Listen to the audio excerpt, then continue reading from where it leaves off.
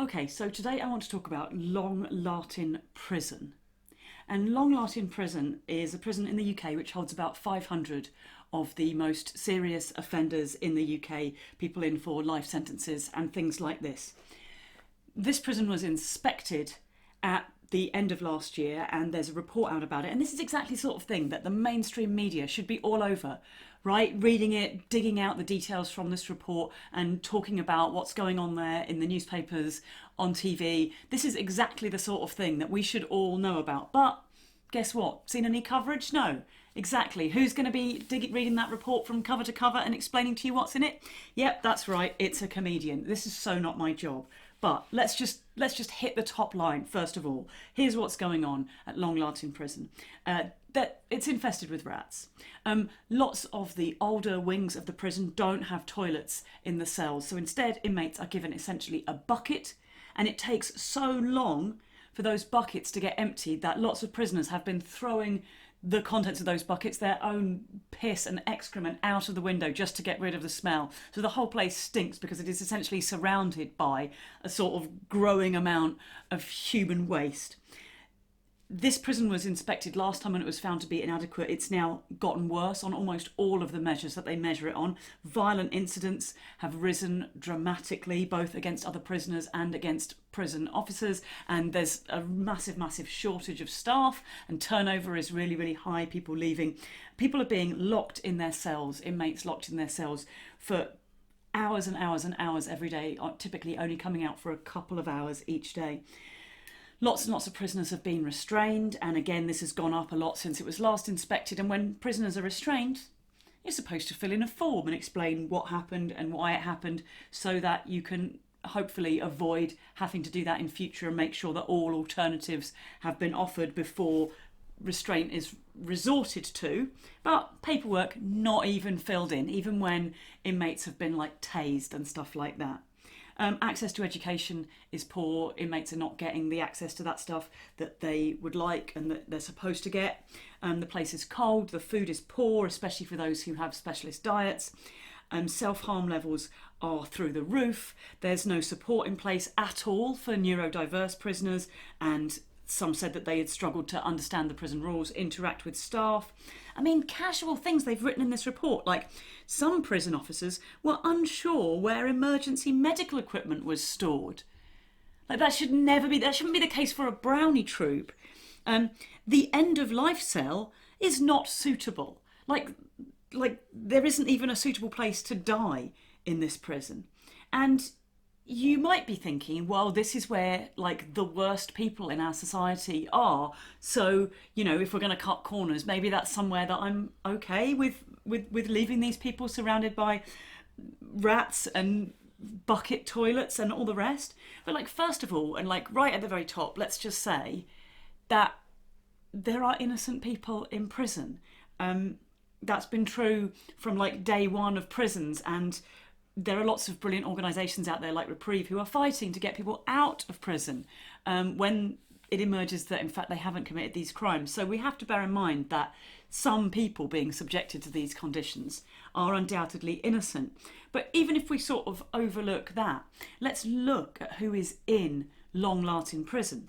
40% of those inmates in the prison are black or minority ethnic, and I might add that that's their phrase. I am well aware that we all don't say minority ethnic anymore, especially not because we know that, in fact, white people are the ethnic minority globally, aren't we? But nonetheless, anyway, that's the language that Her Majesty's Inspector of Prisons still uses. And even they think the prison is awful, right? They're not even like up to speed on that. There's 10 Gypsy, Roma and Traveller inmates there. About 30% of inmates struggle with reading and writing in English. 40% are disabled. Most of them in there are in there for life, which of course means that some of them in there are now very, very old, and that's why they have an end of life cell where people will go to die.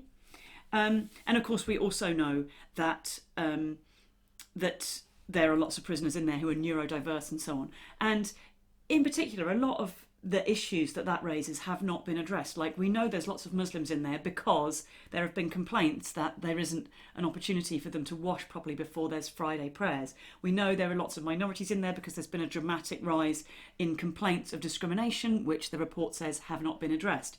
There's inadequate education, so people who are illiterate are not being helped to be able to read and write and all that kind of stuff. And even if, and so we're obviously talking about a population who have hardly had the easiest start in life, and it doesn't justify that they've gone on to commit, terrible crimes, but it shows you that we're not talking at any level about people who are skipping through life and then one day suddenly decide for no reason that they're going to do something awful. These are people whose lives have taken wrong turn after wrong turn after wrong turn, and there's just a huge lack of empathy if we can't understand that, much as we might want to keep these people away from the general public and we might want them to be punished by having their freedom taken away, this kind of disgusting, unsanitary, unsafe environment. They say that the medical facilities are not adequate for preventing the spread of disease. For example, that is not, the punishment for these crimes is not being given a nasty disease and living with rats. That's not how it works. And there are also a bunch of prisoners in there who are on what are called indeterminate sentences for public protection, which means that effectively they have probably served the full sentence applicable to the crime that they've committed, and they're being held because it is believed by the authorities that to release them would represent a threat to the public. So they're effectively being held because of the crime that they might potentially commit if they were let out.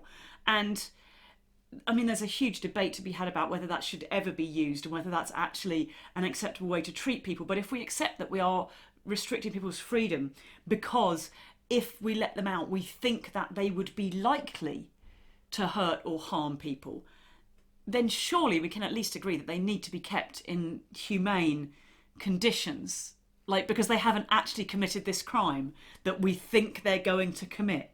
It's really frightening. And even if I ignore all of that, every last bit of it, and just focus in on the tiny number of inmates who've actually come from some sort of reasonable background and whose crimes are the result of their own evil choices or whatever, there is not one single person in Long Lartin who is responsible for more deaths than the people who've allowed our prison service to get into this disgusting and unacceptable state, by which I mean Boris Johnson, Michael Gove, Dominic Raab, Rishi Sunak, Suella Braverman, Priti Patel, Jacob Rees-Mogg. Those people, all of them are responsible for more deaths than anybody in Long Lartin Prison.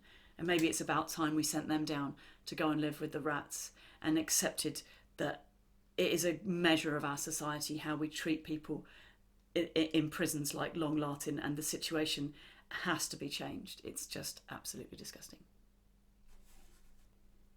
As ever, the mainstream media barely cover issues like this.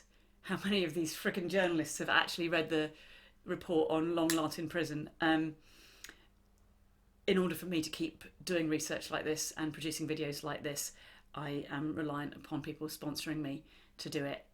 So if you're able to be a part of that, I really, really appreciate it. And if you're not, that's totally understandable in the current cost of living crisis. So please instead share this video and let people know that I'm out there spreading these messages and getting this information out there. And I greatly appreciate your support too.